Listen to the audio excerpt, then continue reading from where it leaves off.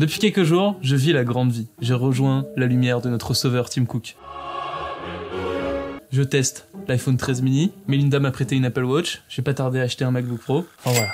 Plus sérieusement, ça fait des années que je suis évidemment utilisateur d'Android, et là on m'a forcé à utiliser un iPhone 13 mini pour pouvoir le tester. Au début j'y allais à reculons, je me suis tapé la tête contre les murs, et puis finalement je me suis rendu compte que, on s'y fait quoi.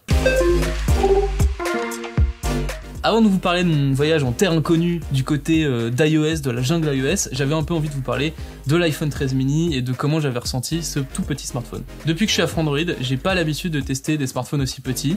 On est plutôt sur des gros smartphones, voire des paquebots. Et là, l'iPhone 13 mini n'a qu'une diagonale de 5,4 pouces. Et c'est franchement un truc vraiment à part, quoi. Déjà, on peut accéder aux 4 coins de l'écran d'une seule main sans avoir besoin de se faire des luxations du pouce. En plus, c'est vraiment impressionnant d'avoir un smartphone aussi petit et qui réagit aussi bien, qui est aussi puissant. Ça, c'est grâce à la puce A15 Bionic de chez Apple qui fait vraiment un beau boulot. Deuxième élément qui m'a vraiment impressionné sur cet iPhone 13 mini, c'est sa batterie, étonnamment. Avec un téléphone aussi petit, on s'attendrait à avoir du mal à tenir une journée entière. Et moi j'ai enchaîné plusieurs journées plutôt actives et j'avais tendance à aller me coucher avec quelque chose comme 30% de batterie. Franchement, c'est honnête quoi. Du côté de ce que j'ai moins apprécié sur cet iPhone 13 mini, il y a tout ce qui touche à la consommation de contenu ou bien au jeu, parce qu'on a un écran qui est un petit peu étroit dans certaines situations. On en viendrait presque à regretter les énormes paquebots dont je parlais en instant. Deuxième truc qui pourra en chafouiner certains, c'est que si vous êtes fan de photos, avec un écran aussi petit, vous aurez du mal à voir tous les détails de la photo que vous êtes en train de prendre.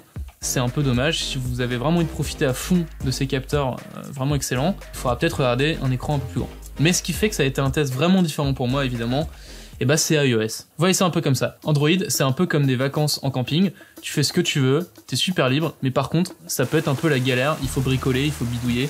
Alors que du côté d'iOS, c'est comme des vacances all-inclusive à l'hôtel, tout est prêt, tout est nickel, tout est propre.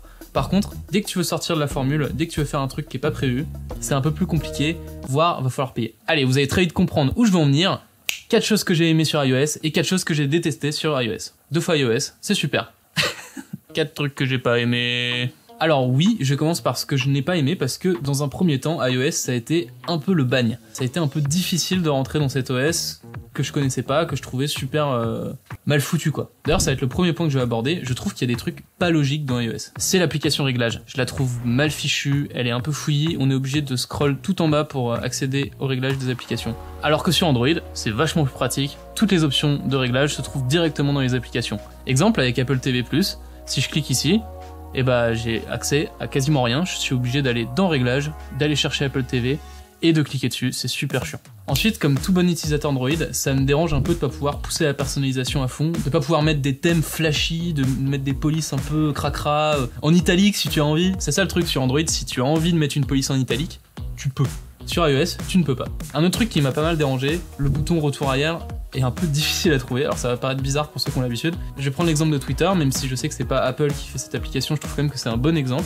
Quand on ouvre un lien sur Twitter, on se retrouve dans une vue un peu façon navigateur, et là il y a un bouton OK en haut à gauche. Je comprends pas pourquoi ce bouton est censé vouloir dire « je reviens sur Twitter ». Ça me dépasse, je comprends pas. Voilà. Alors on me signale que ça veut dire « OK, j'ai fini », mais excusez-moi, c'est pas clair.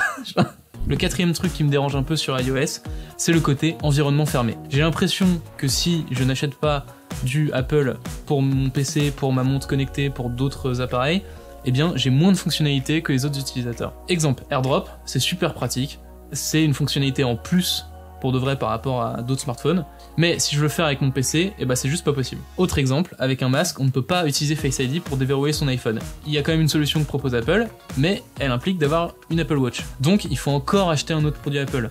Vous commencez à voir le truc. De la même manière, si je veux acheter une montre connectée qui n'est pas Apple, j'en sais rien moi, une TicWatch ou quelque chose qui m'intéresse parce que ça a des fonctionnalités que je trouve sympa, ce sera toujours moins efficace et moins bien intégré qu'une Apple Watch. Je trouve que sur Android, on a beaucoup moins ça. Vous voyez, c'est ça que je vous disais tout à l'heure. Avec iOS, c'est comme un hôtel all-inclusive, on est super bien, on s'occupe de nous, on a tout qui est prévu. Par contre, dès qu'on veut sortir un peu de la formule, là c'est pas prévu, c'est compliqué, on vous regarde avec des yeux, qu'est-ce qu'il fait? Et n'oublions pas qu'il faut payer plus. Donc voilà, iOS, dans les premiers jours, ça a été un peu frustrant, ça peut être un OS qui vous bloque, qui vous dérange. Par contre, ce que j'ai constaté, c'est qu'à force de l'utiliser, c'est aussi un OS dont on finit par voir quand même les qualités. Et pour être équitable, après ces 4 défauts, voici aussi 4 qualités d'iOS. 4 trucs que j'ai aimés. Première qualité, il y a quand même vachement moins de bordel que sur Android, il faut être honnête. Il y a un côté clair, net et sans bavure. Alors ce qu'on perd en personnalisation, on a tendance à le gagner en clarté. Et je vais vous prendre un exemple. Si vous allez tout à droite de l'interface, vous avez votre bibliothèque d'apps, et là vous ne pouvez pas choisir comment les apps sont réunies entre elles. C'est les apps qui se réunissent toutes seules, avec leurs petites pattes là comme ça, et qui vont se mettre dans une catégorie réseaux sociaux, dans une catégorie utilitaire, etc. Alors au début, ça fait bizarre, c'est un peu frustrant, et puis à la longue on se dit en fait c'est cool, j'ai un smartphone rangé quoi. Deuxième truc vraiment cool avec iOS, j'ai trouvé, c'était ces animations super fluides. Pour vous dire, dans la vie de tous les jours, j'ai un smartphone en 120 Hz, et là j'ai utilisé un iPhone en 60 Hz, et bah j'ai presque pas vu la différence. C'est tellement fluide, les animations vous accompagnent de bout en bout, c'est super organique, enfin bref c'est très agréable à utiliser dans la vie de tous les jours. Troisième aspect qui m'a beaucoup plu, je sais que c'est un truc qui est aussi sur Android, mais franchement sur iOS c'est un vrai kiff, c'est les widgets. Je trouvais que c'était beaucoup mieux organisé que sur Android, aussi je les ai utilisés beaucoup plus. Ça en dit long sur le travail d'ergonomie, de fluidité et encore une fois sur le travail d'animation qui a été fait sur iOS. Ça donne beaucoup plus envie de les utiliser et en pratique je les ai beaucoup plus utilisés que sur Android. Franchement j'ai kiffé. Dernier point, je voudrais parler un petit peu de sécurité, de vie privée, et là où sur Android on a un petit peu l'impression de vendre un rein à chaque fois qu'on installe une application, sur iOS, il y a un petit message qui vous propose de vendre votre âme au diable des applications ou pas. En clair, on vous demande si vous voulez être suivi ou pas par l'application. Et bah, c'est tout bête, mais franchement, moi ça m'a vachement détendu de savoir que j'avais ce choix-là et que j'avais ce contrôle sur les applications et sur mes données.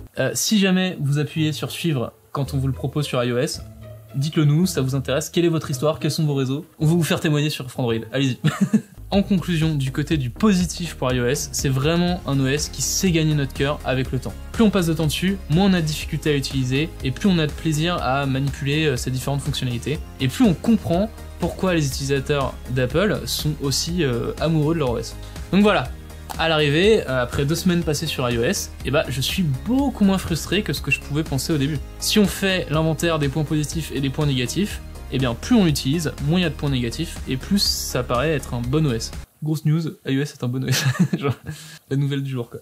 Bien sûr j'aurais pu parler des nouveautés d'iOS 15, parce que c'est iOS 15 que j'ai utilisé sur cet iPhone, mais c'était pas vraiment le sujet de la vidéo, et puis en plus je suis pas assez expert d'iOS pour pouvoir vous en parler en détail. Vous trouverez quand même des articles sur Frandroid qui détaillent les différentes nouveautés d'iOS, donc n'hésitez pas à y faire un tour. Voilà, c'était une vidéo un peu différente de d'habitude, j'espère que ça vous a plu. N'hésitez pas à nous dire en commentaire ce que vous en avez pensé. Si vous-même, vous avez déjà fait le switch entre les deux grands OS, Android ou iOS, n'hésitez pas à nous partager votre expérience, ça peut être super intéressant. Vous pouvez nous suivre sur tous les réseaux sociaux que vous connaissez. N'hésitez pas à vous abonner à notre chaîne YouTube. Moi je vous dis à bientôt, des boujous.